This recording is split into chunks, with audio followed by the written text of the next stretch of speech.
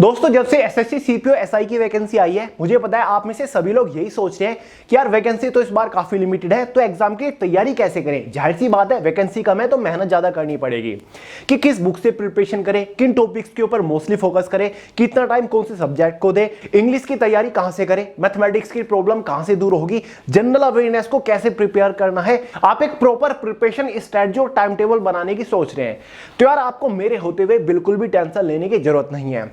दोस्तों इस बार इस एग्जाम को हाईएस्ट स्कोर के साथ फोड़ने के लिए एक जबरदस्त फुल प्रूफ प्लानिंग आपके लिए लेकर आया हूं, जहां पर आपके साथ एक प्रिपरेशन स्ट्रेटजी तो शेयर करूंगा ही, साथ ही बेस्ट बुक्स भी आपको रिकमेंड करूंगा जिनसे आप घर बैठे सेल्फ स्टडी करके इस एग्जाम के लिए जबरदस्त लेवल की तैयारी शुरू कर सकते हो।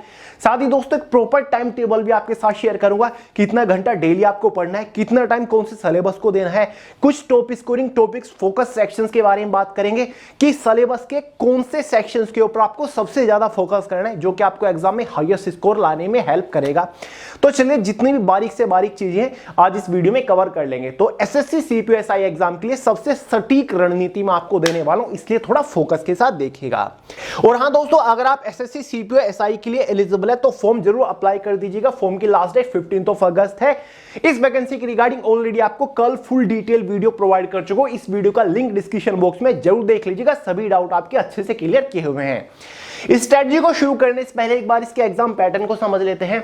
एसएससी सीपीओ एसआई के एग्जाम में पेपर फर्स्ट में आपको ये 4 सेक्शंस देखने को मिलने वाले, जिसमें से फर्स्ट हमारा जनरल इंटेलिजेंस एंड रीजनिंग है, 50 क्वेश्चन आएंगे। दूसरा general knowledge and general awareness है। तीसरा क्वांटिटेटिव एप्टीट्यूड। चौथा इंग्लिश कॉम्प्रिहेंशन। हर एक सब्जेक्ट से 50-50 क्वेश्चन आ रहे हैं, 50-50 नंबर का हर एक सब्जेक्ट है। एग्जाम में टोटल 200 क्वेश्चन आएंगे, 200 नंबर का आपका पेपर फर्स्ट रहने वाला है और 2 आवर यानी कि 120 मिनट क्वेश्चन पेपर की टोटल टाइम ड्यूरेशन है। 1/3 की एग्जाम में नेगेटिव मार्किंग रहेगी। उसके बाद पेपर सेकंड आपका 200 क्वेश्चन का है, 200 नंबर का है, जो कि इंग्लिश लैंग्वेज और कॉम्प्रिहेंशन का है डेडिकेटेडली। तो सबसे पहले पेपर फर्स्ट के बारे में बात करेंगे। हालांकि पेपर फर्स्ट पेपर सेकंड की दोनों ही स्ट्रेटजी इस वीडियो में आपके साथ डिस्कस करने वाला हूं। अब देखिए दोस्तों, इस एग्जाम में भी एसएससी के लगभग हर एक एग्जाम की तरह 2 ही सब्जेक्ट आपको डराने की कोशिश करेंगे, जिसमें से एक है जनरल अवेयरनेस और दूसरा इंग्लिश लैंग्वेज एंड कॉम्प्रिहेंशन, जो कि मैंने पहले ही ऐड कर दिए हैं। बाकी इस एग्जाम में क्वांटिटेटिव एप्टीट्यूड और general intelligence and reasoning easy होता है, आप कर लोगे। ज्यादा मेहनत आपको जनरल अवेयरनेस के ऊपर करनी पड़ेगी, इंग्लिश लैंग्वेज एंड कॉम्प्रिहेंशन के ऊपर करनी पड़ेगी। अब देखिए दोस्तों, इस स्ट्रेटजी के अकॉर्डिंग आपको अपने एग्जाम तक डेली 7 घंटा डेडिकेटेडली सेल्फ स्टडी को देना पड़ेगा। अगर आप फ्रेशर हो, बिगिनर हो, आपको क्लासेस की जरूरत है, आपको ऑनलाइन लेक्चर लेने की जरूरत है या फिर आपको कोचिंग लगाने की जरूरत है, तो वो सब आप इस 7 घंटे के बाद में करिएगा। आपको एक्स्ट्रा टाइम देना पड़ेगा। ये 7 घंटा आपको सेल्फ स्टडी को देना है। सेल्फ स्टडी मतलब जब आप खुद बुक खोल के नोटबुक लेके क्वेश्चंस को सोल्व करते हो, खुद अपना दिमाग लगाते हो, उसको सेल्फ स्टडी बोलते हैं। ना कि आप ऑनलाइन लेक्चर अटेंड कर रहे हो, ऑनलाइन क्लासेस ले रहे हो, उसको हम सेल्फ स्टडी की कैटेगरी में नहीं रखेंगे। आपको 7 घंटा सेल्फ स्टडी को देना है इस स्ट्रेटजी के अकॉर्डिंग। अगर आप दे सकते हो तो ही इस स्ट्रेटजी को आखिर तक देखेगा। इसका जो एग्जाम कंडक्ट कराया जाएगा वो 3 से 6 अक्टूबर के बीच में कराया जाएगा। मतलब इस बार आपके पास बहुत ज्यादा टाइम नहीं है, इसलिए आपको मेहनत ज्यादा करनी पड़ेगी। और बात रही दोस्तों इस एग्जाम की डिटेल सिलेबस की, तो मैंने इस एग्जाम का complete detail syllabus subject wise, topic wise, paper first और पेपर सेकंड का सिलेबस पीडीएफ फॉर्म में way to success official Telegram channel के अंदर प्रोवाइड करा दिया। टेलीग्राम चैनल का लिंक इसी वीडियो के नीचे डिस्क्रिप्शन बॉक्स में, वहां से आप सिलेबस को इजीली पीडीएफ फॉर्मेट में डाउनलोड करके अच्छे से देख सकते हैं, समझ सकते हैं। अब दोस्तों आगे बढ़ने से पहले एक बार फोकस सेक्शंस के बारे में बात कर लेते हैं कि सीपीओ एग्जाम को अच्छे स्कोर के साथ क्रैक करने के लिए सिलेबस के कौन से सेक्शन के ऊपर आपको सबसे ज्यादा फोकस करना पड़ेगा। अब दोस्तों ऐसी एक स्ट्रेटजी मैंने आपको सीजीएल एग्जाम के लिए भी प्रोवाइड की थी, लेकिन ये स्ट्रेटजी उससे काफी डिफरेंट है, बस थीम लगभग सेम है। देखिए दोस्तों 7 सेक्शंस के ऊपर आपको ज्यादा फोकस करना पड़ेगा, जिसमें से फर्स्ट है हमारा करंट अफेयर सेक्शन। हर एक शिफ्ट में करंट अफेयर से भी आपको काफी क्वेश्चंस देखने को मिलेंगे। लास्ट 12 मंथ्स के करंट अफेयर्स के ऊपर आपको ज्यादा फोकस करना पड़ेगा। मतलब जुलाई 2022 से लेकर के अभी तक के सभी मोस्ट इंपोर्टेंट करंट अफेयर्स को कवर करिएगा। करंट अफेयर्स आपको 2 तरीकों से पढ़ने पड़ेंगे। एक तरीका तो यह है कि आप month wise current affairs cover करते हुए चल रहे हो, जैसे कि पहले आपने जुलाई 2022 का कवर कर लिया, उसके बाद अगस्त 2022 का कवर कर लिया, उसके बाद सितंबर 2022 का कवर कर लिया।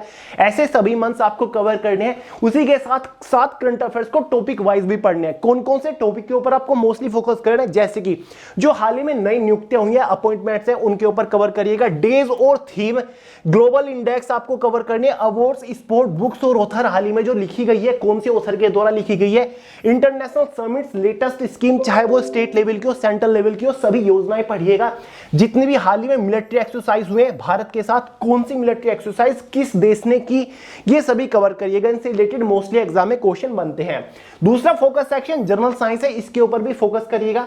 तीसरा फोकस सेक्शन हमारा स्टैटिक जीके है, जिसके most important topic folk dance, festival, national movements, books और ऑथर, हेडक्वार्टर्स और उनकी location, solar system, article amendment, monuments and temple, national parks हो गए, river, lake, dam, first in India, battle, founders, dynasties, history में, Indus valley civilization most important है, pH values, SI units, vitamin disease, chemical formulas, ये आपको mostly focus करना पड़ेगा। चौथा focus section हमारा वोकैबुलरी है। ये तो भाई रीढ़ की हड्डी है सीपीयू एग्जाम की। जितना अच्छा आप वोकैबुलरी में बन जाओ उतना बेहतर है, उतना हाईएस्ट स्कोर आप एग्जाम में कर सकते हो। जैसे कि one word substitution, antonym, synonym, idiom phrase, spelling test के ऊपर जितना ज्यादा हो सके उतना फोकस करें। वोकैबुलरी पढ़नी कैसे है, करंट अफेयर्स कैसे पढ़ने, स्टैटिक जीके कहां से पढ़नी है, कैसे पढ़नी है, ये सारी चीजें मैं आपको आगे बता रहा हूं। फिलहाल इनको नोट करिए कि हाँ, इनके ऊपर ज्यादा फोकस करना, हमें स्पेशल फोकस करना है। एडवांस मैथ के ऊपर आपको एक्स्ट्रा फोकस करना पड़ेगा, जिसमें ट्रिग्नोमेट्री के ऊपर ज्यादा फोकस करिएगा, ट्रिग्नोमेट्री रेशियो के ऊपर फोकस करिएगा। अलजेब्रा, मेंसुरेशन भी भाई मैथमेटिक्स की रीढ़ की हड्डी है। सबसे ज्यादा क्वेश्चन आपको मेंसुरेशन से देखने को मिलेंगे। सर्किल, कोन, रेक्टेंगल, ट्रायंगल, सबसे क्वेश्चन मिलेंगे। पाई चार्ट, इससे भी मैक्सिमम क्वेश्चन हर एक शिफ्ट में मिलेंगे। 10-10 क्वेश्चन मिल जाते हैं पाई चार्ट और डीआई से, तो data interpretation, graph of linear equations. तो भाई एडवांस मैथ के यही टॉपिक है, इनके ऊपर ज्यादा फोकस करिए, बाकी अर्थमेटिक तो आप पढ़ोगे ही। उसके बाद कॉम्प्रिहेंशन जो है इंग्लिश का सेक्शन, जहां पर आपको पैसेज के ऊपर प्रैक्टिस करनी है, ज्यादा से ज्यादा करिएगा, टाइम आपका बचेगा एग्जाम में। नॉन वर्बल रीजनिंग में आप फोकस करिएगा, paper cutting and folding, figural classification, embedded figure. Verbal reasoning में आपको स्टेटमेंट और कंक्लूजन, सिटिंग अरेंजमेंट के ऊपर सबसे ज्यादा फोकस करना है, क्योंकि ये टाइम कंज्यूमिंग है और स्टूडेंट्स इनको छोड़ देते हैं। तो ये हमारे सिलेबस के कुछ फोकस सेक्शंस हैं। अब टाइम टेबल स्ट्रेटजी के ऊपर बढ़ने से पहले एक बार बेस्ट बुक के बारे में बात कर लेते हैं कि भाई सब्जेक्ट वाइज कौन सी सबसे बेस्ट बुक रहेगी इस बार सीपीयू एग्जाम को अच्छे स्कोर के साथ क्रैक करने के लिए, ताकि हमें कोचिंग की भी जरूरत ना पड़े, हम खुद ही उन बुक से पढ़ लें। सबसे बढ़िया बुक आपको रिकमेंड करूंगा, 5 बुक्स आपको रिकमेंड करूंगा, 5 अलग अलग सब्जेक्ट की, जैसे कि क्वांट्स की करूंगा, general awareness, English language, reasoning और मॉक भी आपको बताने वाला हूं कि भाई ऑफलाइन मॉक सबसे बेस्ट कौन सा, किस तरीके का मॉक आपको परचेज करके प्रिपरेशन करनी चाहिए। सबसे पहले बात करते हैं क्वांटिटिव एप्टीट्यूड। क्वांटिटिव एप्टीट्यूड के लिए आपको 2-3 टाइप की बुक परचेज करनी पड़ेगी, ठीक है। एक तो आपको प्रीवियस ईयर का कंपाइलेशन चाहिएगा और एक ऐसी बुक चाहिएगी जिससे आप अपना बेसिक कॉन्सेप्ट टॉपिक वाइज अच्छे से क्लियर कर सको।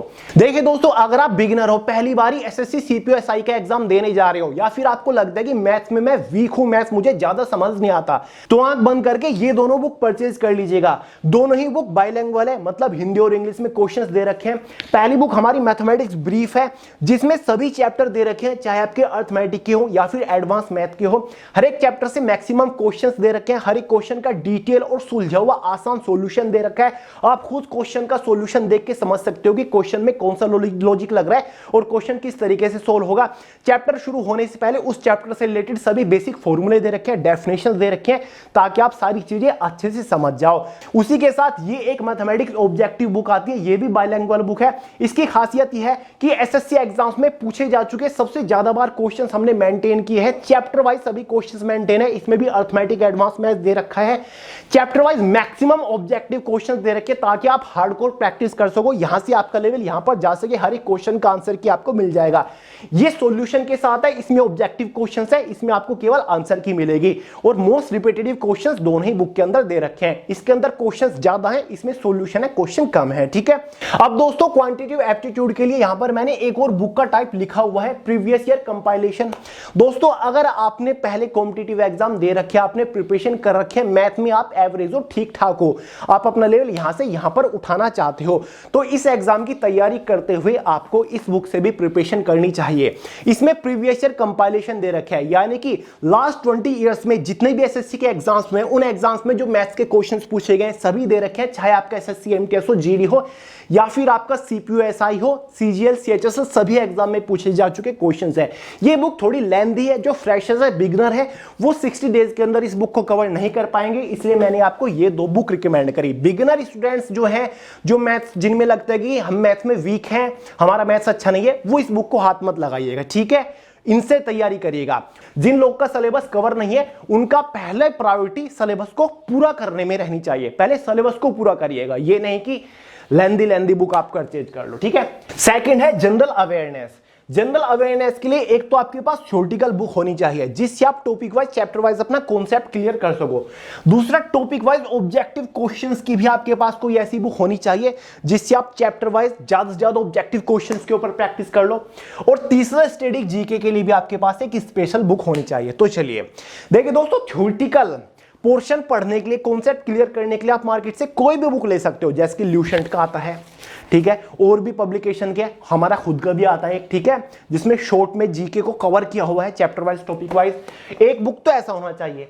दूसरा, ऑब्जेक्टिव बुक होना चाहिए जिसमें ज्यादा से ज्यादा ऑब्जेक्टिव क्वेश्चन दे रखे हो, और अगर वो प्रीवियस ईयर का कंपाइलेशन उसके अंदर है तो यार सोने पे सुहागा हो जाएगा। जैसे कि एक ये किरण पब्लिकेशन की बुक आती है जिसमें एसएससी में पूछे जा चुके सभी क्वेश्चंस हैं लास्ट 20 इयर्स में, तो ये बुक बढ़िया है, ठीक है, इससे प्रिपरेशन आप कर सकते हो, प्रीवियस ईयर क्वेश्चंस का कंपाइलेशन इसके अंदर है। 2 बुक हमारी कवर होगी। तीसरी, स्टैटिक जीके के लिए कहां से पढ़े। देखिए दोस्तों, हमारी खुद की एक वे टू सक्सेस की बुक आती है, इसको मैं हाईली रिकमेंड करूंगा। लास्ट 50 पेजेस पर स्टैटिक जीके के सभी मोस्ट इंपोर्टेंट टॉपिक हमने दे रखे हैं। ये सभी टॉपिक एग्जाम से पहले कवर हो जाने चाहिए, स्टैटिक जीके का क्वेश्चन एक भी बाहर नहीं जाएगा। CGL, RRB, NTPC, CHSL, MTS, GD में हमने जबरदस्त रिजल्ट देखा है इस स्टैटिक जीके पोर्शन का। तो इस वाली बुक के अंदर स्टैटिक जीके का पोर्शन जरूर पढ़ लीजिएगा। भले आप थ्योरेटिकल कॉन्सेप्चुअल ना पढ़ना चाह रहे हो, किसी और बुक से पढ़ रहे हो, लेकिन इसका स्टैटिक जीके जरूर कवर करके जाइएगा, ठीक है। बुक का लिंक डिस्क्रिप्शन बॉक्स में है। बाकी जनरल अवेयरनेस में करंट अफेयर्स भी आपको पढ़ना है, और करंट अफेयर्स की प्रॉब्लम आपकी जड़ से उखाड़ के फेंकी रखी है। हमारी खुद की वे टू सक्सेस की करंट अफेयर की ओवरडोज ईयरली मैगजीन अवेलेबल है, जून 2022 से लेकर के अभी तक के सभी करंट अफेयर्स कवर्ड है। हिंदी लैंग्वेज में भी अवेलेबल है, इंग्लिश लैंग्वेज में भी अवेलेबल है। जबरदस्त कंटेंट आपको प्रोवाइड किया हुआ है, मोस्ट फिल्टर्ड, एकदम सिलेक्टेड करंट अफेयर्स हमने कवर की है, ठीक है। हर एक टाइप में, चाहे आपका ऑब्जेक्टिव हो, स्टैटिक हो या फिर आपका थ्योरेटिकल हो, हर एक टाइप से करंट अफेयर्स कवर है। करंट अफेयर्स बाहर नहीं जाएगा इनसे। बात करते हैं इंग्लिश लैंग्वेज के लिए। थ्योरेटिकल कॉन्सेप्चुअल बुक आपको पढ़नी पड़ेगी इंग्लिश लैंग्वेज के लिए। वन एंड ओनली बुक आपको रिकमेंड करूंगा, चाहे आप फ्रेशर हो या फिर एक्सपीरियंस स्टूडेंट हो। दिशा पब्लिकेशन की एक एसेंशियल इंग्लिश के नाम से बुक आती है, खतरनाक लेवल की बुक है, स्पेशली एसएससी, सीजीएल और सीपीयू एसआई एग्जाम के लिए। इससे बेस्ट बुक मैं मानता ही नहीं। 5000 प्लस तो ऑब्जेक्टिव क्वेश्चंस ही आपको मिल जाएंगे, और सभी क्वेश्चंस प्रीवियस ईयर में दे रखे हैं। चैप्टर शुरू होने से पहले उसका बेसिक कॉन्सेप्ट अच्छे से समझाया हुआ है, तो बढ़िया लेवल की बुक है, स्पेशली सीपीयू एसआई एग्जाम के लिए। और आपको पता है इंग्लिश के बिना सीपीयू एग्जाम अधूरा है, क्योंकि पूरा पेपर सेकंड आपका इंग्लिश का ही है, 200 क्वेश्चन, तो इंग्लिश का आपको खासा ध्यान रखना पड़ेगा। बाकी फिर भी मैं आपको एक प्रीवियस ईयर का कंपाइलेशन भी रिकमेंड कर देता हूं।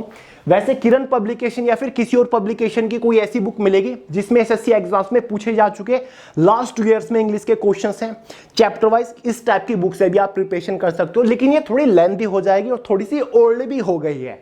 ये बुक मुझे बेस्ट लगी, बाकी आपकी चॉइस के ऊपर डिपेंड है।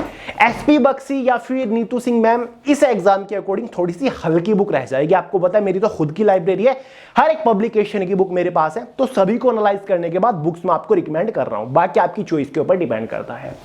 बात करते हैं रीजनिंग के लिए कौन सी बुक से प्रिपरेशन करें। रीजनिंग के लिए आपके पास केवल एक बुक होनी चाहिए, मास्टर रीजनिंग, इससे ऊपर तो कोई बुक है ही नहीं। डायरेक्ट क्वेश्चन आपको हर एक एग्जाम में इस बुक से देखने को मिल जाएंगे, तो इस एग्जाम के लिए इस बुक को मैं प्रीफर करूंगा। बाकी जैसे भी आप प्रिपरेशन कर रहे हो करते रहिए। नेक्स्ट सेक्शन है हमारा मॉक।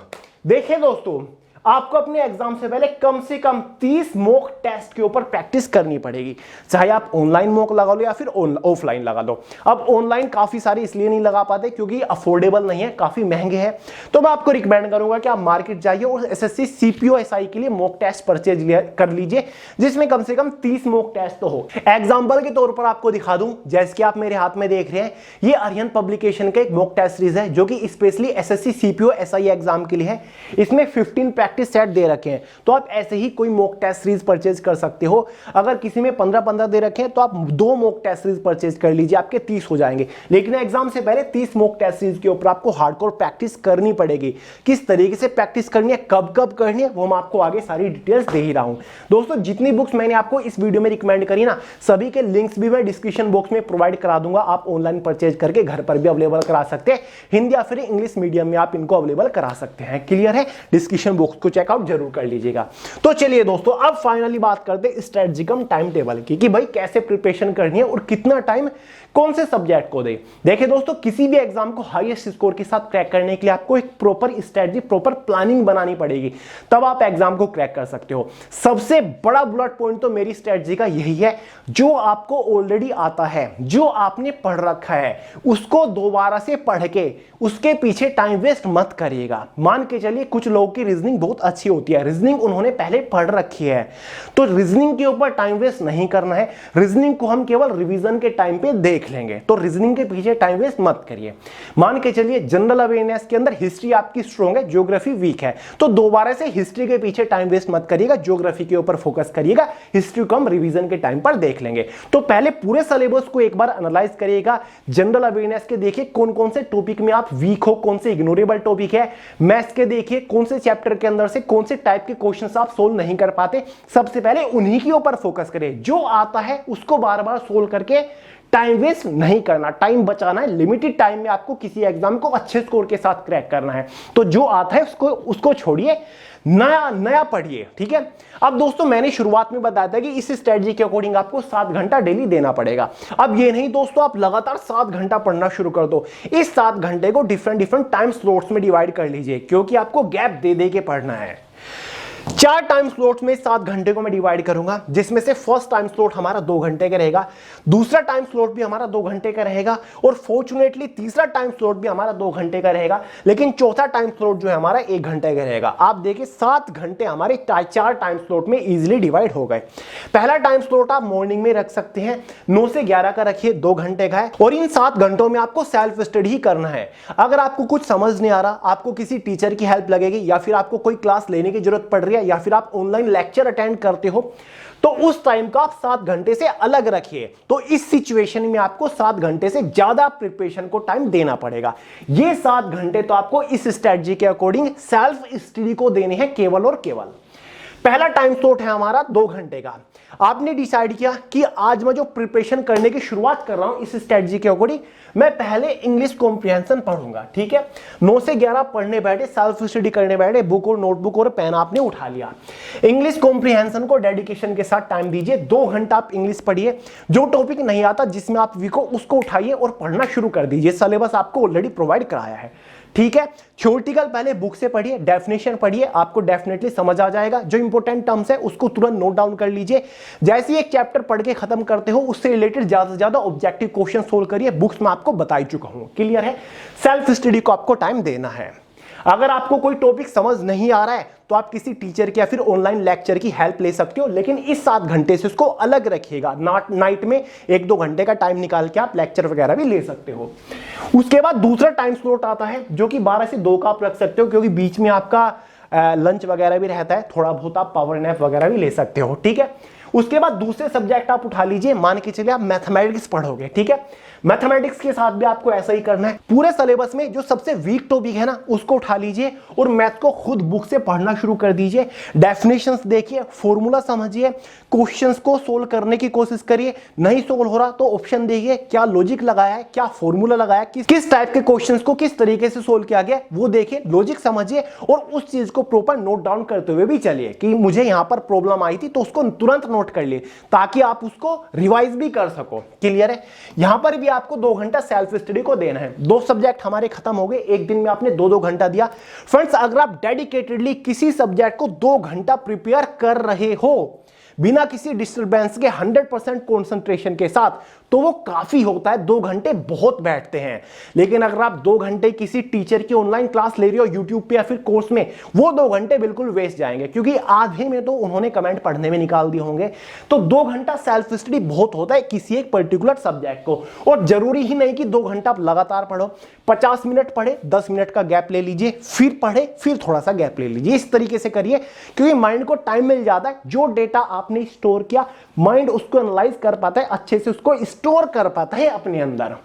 तीसरा टाइम स्लॉट की बारी आती है, 4 से 6 उसको रख सकते हैं, बीच में गैप दे दीजिएगा, क्योंकि माइंड को भी टाइम चाहिए। अब इस तीसरे टाइम स्लॉट में उस सब्जेक्ट को आपको पढ़ना है जो कि आपका सबसे ज्यादा वीक है। अब कुछ लोगों का मैथ सबसे ज्यादा वीक होता है, कुछ लोगों का इंग्लिश सबसे ज्यादा वीक होता है, कुछ लोगों को जनरल अवेयरनेस समझ नहीं आती। जो सब्जेक्ट ज्यादा वीक है, जो सबसे बड़ी कॉम्प्लिकेशन है आपके सामने, जो सबसे बड़ा चैलेंज बन के खड़ा है, उसको आप दोबारा से पढ़िए। मान के चलिए आप 2 सब्जेक्ट पढ़ रहे थे, इंग्लिश और मैथ आपका कवर हो गया। आपको लगता है कि यार इंग्लिश ज्यादा कॉम्प्लिकेटेड है, क्योंकि पेपर फर्स्ट में 50 क्वेश्चन आ रही है और पेपर सेकंड तो इंग्लिश का है ही। तो इंग्लिश को आप दोबारा से पढ़िए, इंग्लिश को आप ज्यादा टाइम दीजिए। मतलब जो टॉपिक आपने यहां पर खत्म करा था, फिर दूसरा टॉपिक यहां पर खत्म करिए, ठीक है। क्योंकि अगर कोई सब्जेक्ट वीक है तो जाहिर सी बात है उसको आपको थोड़ा ज्यादा टाइम देना पड़ेगा। तो आप तीसरा टाइम स्लॉट उसी सब्जेक्ट को दीजिए, तो आप एक दिन में 4 घंटा वीक सब्जेक्ट को दे चुके होंगे। सेल्फ स्टडी आपको करनी है जैसे आपने मॉर्निंग में पढ़ा। अब बारी आती है चौथे टाइम स्लॉट की, जो कि हमारा केवल 1 घंटे का रहेगा, और इसको नाइट में रखिएगा सोने से पहले, 8 से 10 या फिर 8 से 9 या फिर 9 से 10 के आसपास इसको आप रख सकते हो, ठीक है। कैसे भी रख सकते हो। अगर आप किसी टीचर की हेल्प ले रहे हो, ऑनलाइन लेक्चर वगैरह देखते हो, तो इसको पहले रख लीजिएगा, 8 से 9 रख लीजिएगा। उसके बाद 10 से 11 आप ऑनलाइन लेक्चर ले सकते हैं, अपने डाउट्स क्लियर कर सकते हैं, ठीक है। इसमें आपको क्या करना है, एनालाइज 1 प्रीवियस ईयर। डेली आपको एसएससी सीपीयू एसआई का एक previous year question paper analyse करना है। तो सीपीयू एसआई के एग्जाम में 200 क्वेश्चन आपके होते हैं। मान के चलिए 2022 में जितनी भी शिफ्ट में आपका एग्जाम हुआ था, एक शिफ्ट का क्वेश्चन पेपर उठाया और उसको केवल एनालाइज करना है, सोल्व करने मत बैठिएगा। सोल्व हम केवल मॉक टेस्ट को करेंगे। यहां पर आपको केवल previous year question paper daily एक एनालाइज करना है, और 1 घंटा उसके लिए काफी है। एनालाइज करने का मतलब यह है कि आपको देखना है कि भाई मैथमेटिक्स से जो 50 क्वेश्चन आ रहे हैं ना, वो क्वेश्चन किस टाइप के हैं, सबसे ज्यादा क्वेश्चन कौन से टॉपिक से बन रहे हैं, किस टाइप के क्वेश्चंस पूछे जा रहे हैं, किस लेवल के क्वेश्चंस पूछे जा रहे हैं। ऐसे ही इंग्लिश के अंदर वोकैबुलरी सबसे ज्यादा कहां से पूछे जा रही है, वन वर्ड सब्स्टिट्यूशन किस तरीके से पूछे जा रहे हैं, स्पोर्टिंग एरर में क्वेश्चंस का लेवल क्या है। ऐसे ही जनरल अवेयरनेस की हिस्ट्री के क्वेश्चन ज्यादा बन रहे हैं, या फिर करंट अफेयर से कितने क्वेश्चन बन रहे हैं, कितने पुराने करंट अफेयर्स के क्वेश्चन पूछे जा रहे हैं, स्टैटिक जी का कितने कवर किया जा रहा है। तो ये सारी चीजें आपको देखनी है। इससे क्या होगा, आपका माइंड समझ जाएगा कि भाई ये एसएससी सीपीओ 2022 वाला एग्जाम है, ये रियल एग्जाम है, और इस एग्जाम में इस टाइप के क्वेश्चंस पूछे जाते हैं। तो आपके माइंड को पता चल जाएगा कि मुझे किस लेवल की तैयारी करनी है। तो आपका माइंड ऑटोमेटिकली उसी वे में चलने लग जाएगा कि भाई एग्जाम तो ऐसा आता है, इस लेवल का एग्जाम है, तो इसी लेवल की प्रिपरेशन मुझे करनी पड़ेगी।